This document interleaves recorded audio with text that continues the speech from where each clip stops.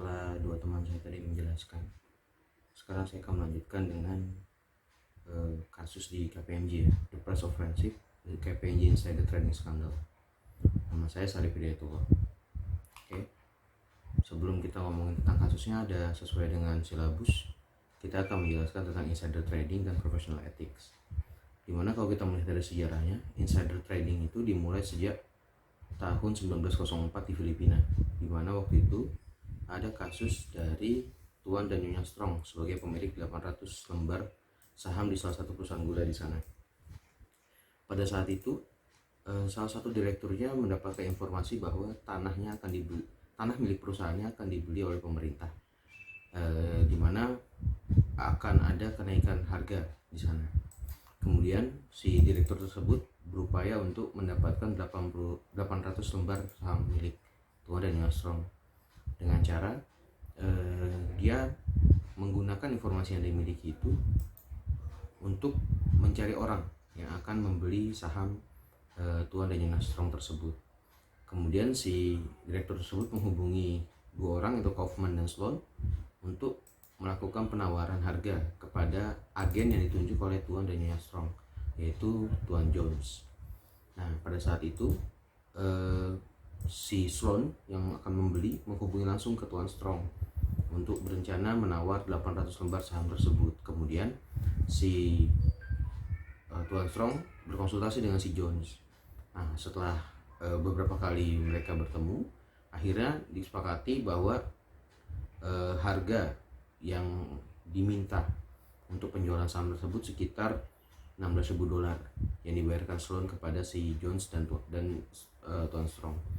Namun ternyata si Jones itu tidak menyampaikan informasi penjualan saham kepada Nyonya Strong, sehingga pada saat dilakukan penjualan tersebut Nyonya Strong itu tidak dapat informasi. Setelah sekitar 2 bulan setelah transaksi, ternyata dilakukanlah transaksi pembelian tanah tersebut, sehingga saham milik perusahaan gula tersebut menjadi naik. Nah, di sini si direktur dan Tuan Jones digugat oleh Tuan dan Nyonya Strong bahwa penjualan saham tersebut merugikan mereka.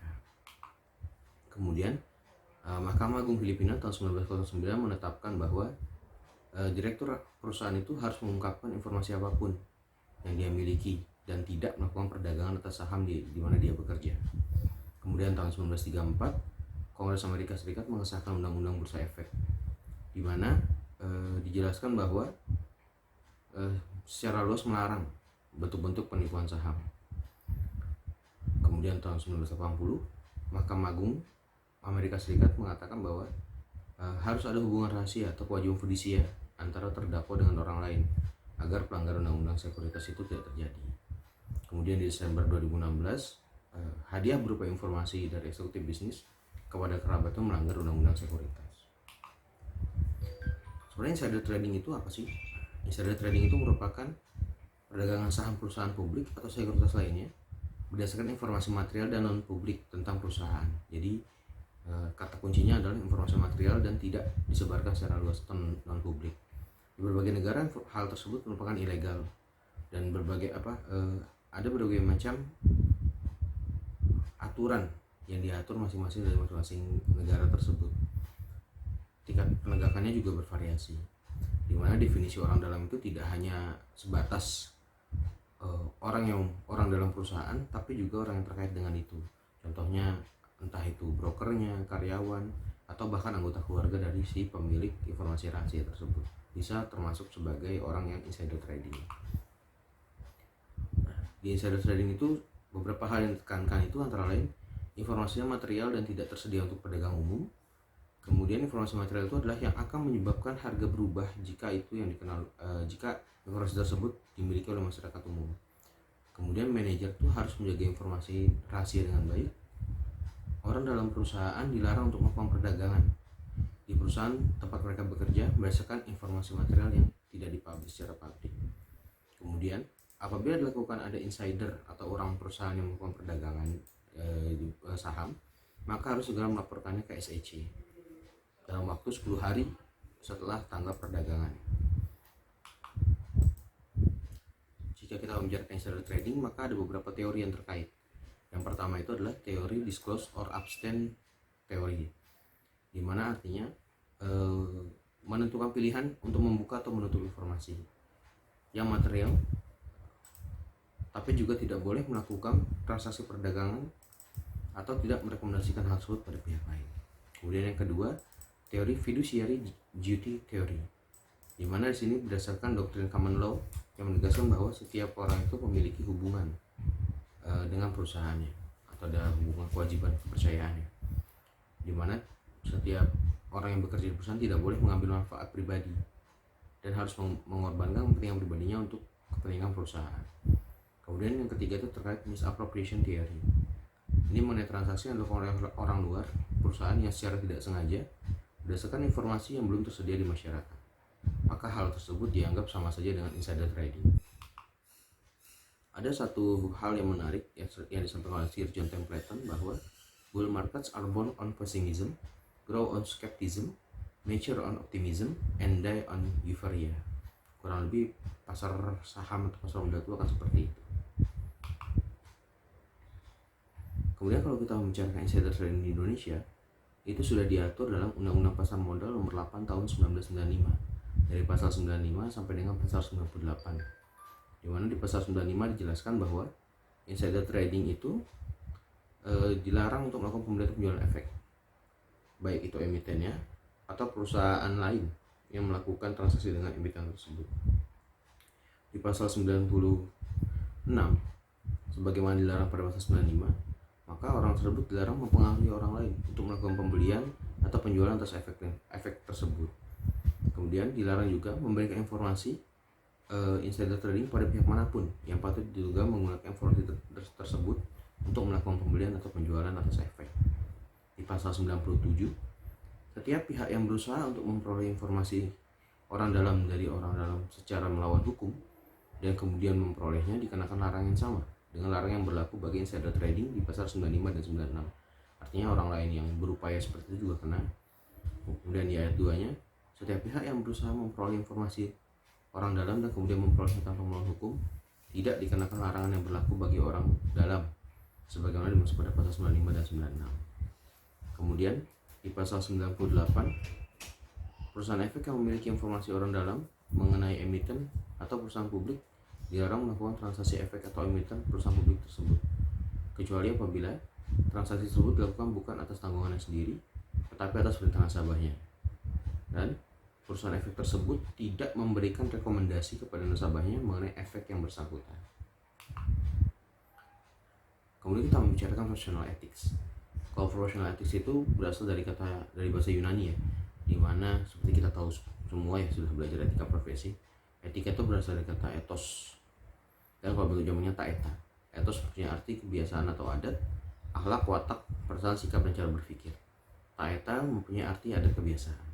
Maka etika itu merupakan seperangkat prinsip-prinsip moral dan nilai-nilai yang menegaskan benar atau salah dan bagi seseorang dalam atau suatu kelompok. Profesi sendiri juga berasal dari bahasa Latin, yaitu professio, yang memiliki dua pengertian, yaitu janji atau ikrar dan pekerjaan. Bila artinya dibuat dalam pengertian lebih luas dalam bentuk kegiatan, maka apa saja dan siapa saja yang melakukan kegiatan tersebut. Sedangkan dalam arti sempit, profesi berarti kegiatan dijalankan berdasarkan keahlian dan sekaligus dituntut daripadanya norma-norma sosial yang dengan baik itu dilaksanakan. Sehingga etika profesi itu adalah sikap etis sebagai bagian integral dari sikap hidup dalam menjalankan kehidupan sebagai pengemban profesi. Kalau kita melihat sejarah dari profesi akuntan ya, itu sudah dimulai sebelum zamannya revolusi industri, di mana pada saat itu dimulai dengan pembagian juru tulis. Jadi juru tulis itu dibagi sudah menjadi dua orang ya, yang bekerja berbeda. Kemudian pada akhir pekerjaan mereka akan dibandingkan hasil pekerjaannya. Itu bisa dilihat sudah ada hal yang independen di sana karena pekerjaan dilakukan secara terpisah. Kemudian dilanjutkan pada masa revolusi industri tahun 1900, di mana pada saat itu banyak kesalahan dan penyelewengan ya.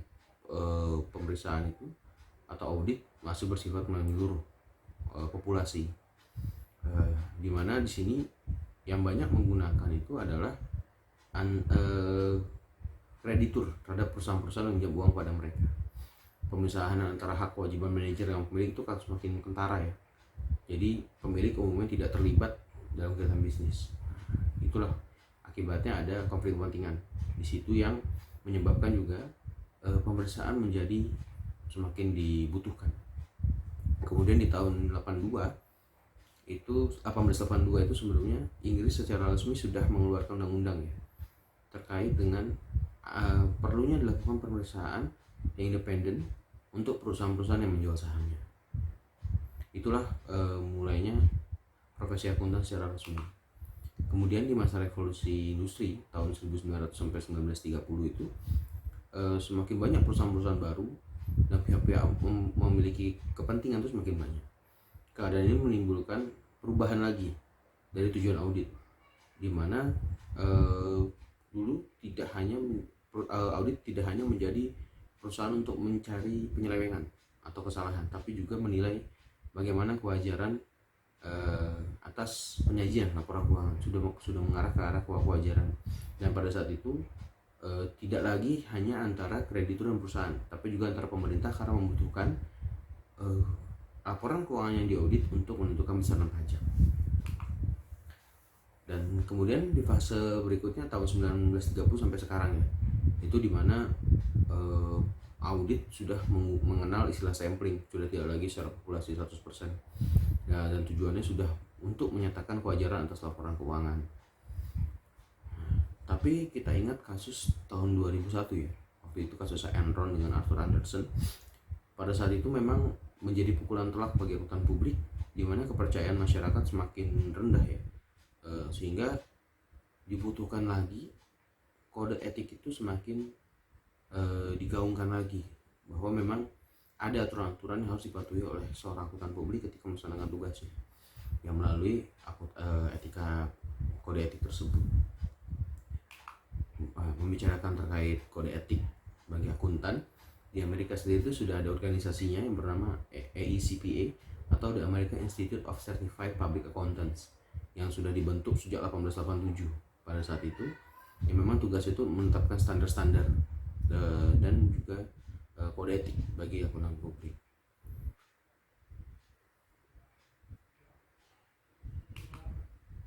Nah, kode etik yang dibuat oleh AECPA itu terdiri dari 3 bagian dan 4 appendix, di mana bagian 1 itu mengatur tentang kode etik bagi anggota ICPA yang bekerja di akuntan publik. Kemudian di bagian 2-nya untuk anggota ICPA yang bekerja di sektor bisnis di luar akuntan publik. Dan yang ketiga itu untuk anggota lain yang kalau dalam code of conduct-nya itu dinyatakan anggota lain itu yang sudah berhenti bekerja, yang tidak lagi menjadi akuntan publik ataupun bagian dari perusahaan.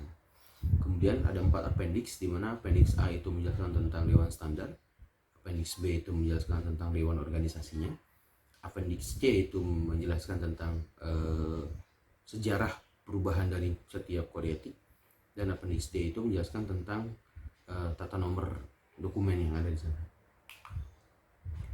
Kemudian secara umum kode etiknya ICPA itu memiliki 6 prinsip, di mana prinsip pertama itu tentang responsibility atau tanggung jawab, yang artinya seorang akuntan itu bertanggung jawab dalam pekerjaannya dan pengembangan profesinya, bekerja sama dengan rekan seprofesi dalam usaha, dan menjaga kepercayaan publik akan kemampuan akuntan untuk menyediakan pelayanan akuntansi. Kemudian yang kedua terkait dengan the public interest atau kepentingan publik, di mana walaupun profesi akuntan itu melayani berbagai klien ya, berbagai stakeholder, tapi tetap yang harus diutamakan adalah kepentingan publik yang merupakan kontribusi positif bagi masyarakat secara umum. Kemudian yang ketiga adalah integritas, di mana integritas ini sering diuji pada saat aturan dan ekspektasi itu tidak bisa terjelaskan dengan baik. Integritas seorang akuntan dinilai dari bagaimana dia menentukan sesuatu itu bernilai benar. Jadi auditor itu harus memiliki tanggung jawab profesional dan rasa integritasnya yang tinggi. Kemudian yang keempat terkait objectivity dan independence, di mana seorang auditor itu harus bersifat objektif dan bebas dari konflik kepentingan manapun dalam melaksanakan tugas profesionalnya. Yang kelima itu terkait due care, kecermatan dan keseksamaan. Seorang anggota dari ICPA itu, akuntan, harus mengikuti standar-standar etika dan standar teknis profesi yang harus dilaksanakan secara terus-menerus untuk mengembangkan kompetensi dan kualitasnya dia. Dan dalam menunaikan tanggung jawabnya juga harus tetap melakukan hal tersebut. Kemudian yang keenam itu terkait sifat dan cakupan layanan. Seorang anggota dalam praktik publik harus memperhatikan prinsip-prinsip dari kode etik profesional dalam menentukan lingkup dan sifat jasa yang akan dia sediakan. Kalau di Indonesia, kita tentu mengenal IAPI, Institut Akuntan Publik Indonesia. Sebenarnya IAPI itu merupakan bagian dari IAI yang sudah berdiri sejak 1957. Kemudian 30 tahun setelah berdirinya IAI, atas gagasan Dr.